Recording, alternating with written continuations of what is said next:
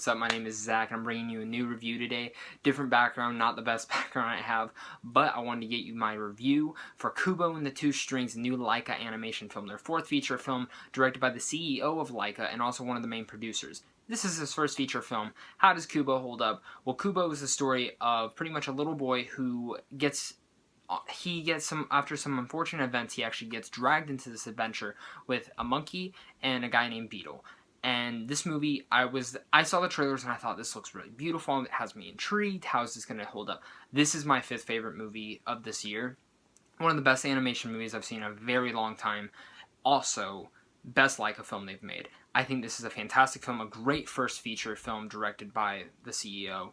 And I can't believe how great this one is. I'm going to first talk about the story. How does the story hold up? The story is very strong. It's very heartwarming. It has great character building, great world building to setting up the universe. Because that was my one thing, was I kept asking my head when the movie started, well, what's that mean? Who's this? And how does that work? And how does this work? And some things you can kind of put together that are a little too predictable, but other things you can be like, oh, that's really cool. And then you kind of just lose away. Or if you had any questions, they answer them. If they don't answer them, it kind of just goes away because you're still mesmerized by the animation. And that is the biggest pro of this movie. The animation is fantastic in every single way. The animation, how long it took them. I looked it up. It took them 5 years to make this film. 18 months just for one scene. And the 18 months for that scene, I was really sitting there. And I totally forgot this was the moving pieces that move so fast. And I forgot it was that because the scene was so fluid and so beautiful. I can't even go into it. It's something you'd have to see for yourself. This is the best looking Laika film so far. Also, the best thing I really liked about this film was also the voice cast. You know, you have Rick and Stark playing Kubo, you have Furiosa from Mad Max playing the monkey, and you have Matthew McConaughey playing Beetle. You also have some other voice casts that you might recognize throughout the whole movie, but overall, those are the three main characters you have. And Monkey is one of my favorite animated characters. I absolutely adore her. I think she's amazing in every way. I also really, really, really like Beetle, too, with Matthew McConaughey. At first, you don't really understand his voice. It kind of sounds like George Clooney for a little bit. Then he starts doing some of his Matthew McConaughey-isms, and you're like, that's him. That's the guy I really like. But they do a great job. The supporting cast helps this movie so much more. You know, Kubo is really amazing, and his character arc and where he goes from where he starts to beginning to the end is such a fantastic thing. And the action set pieces for this, I was thinking, you know, how is Laika going to do this? Because it's all animation, it's all clay, it's all models. How are they going to do their action set pieces?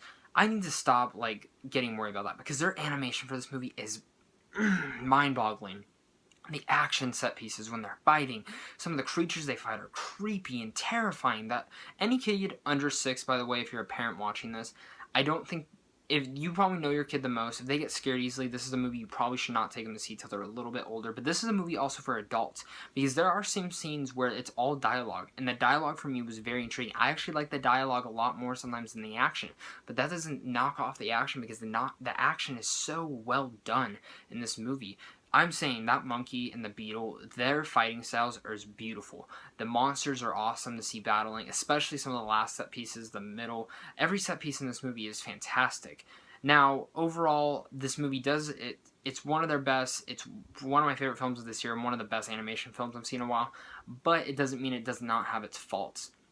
The movie's faults do lay at, I think there are some pacing issues, and I do think it was a tad too long. I think there were some parts where you could have easily cut out a little bit. This is Laika's longest film by, I think, 2 minutes, and not to say you feel it, but you really do at some parts feel like, okay, let's just keep going back to the adventure. And I get it's a lot of world building and stuff, but I know for a fact Laika's not going to do a sequel for this film, just because they stated it. So for me, it's like that world building, it was just kind of setting it up more for the story, and I feel like some of those you didn't really need.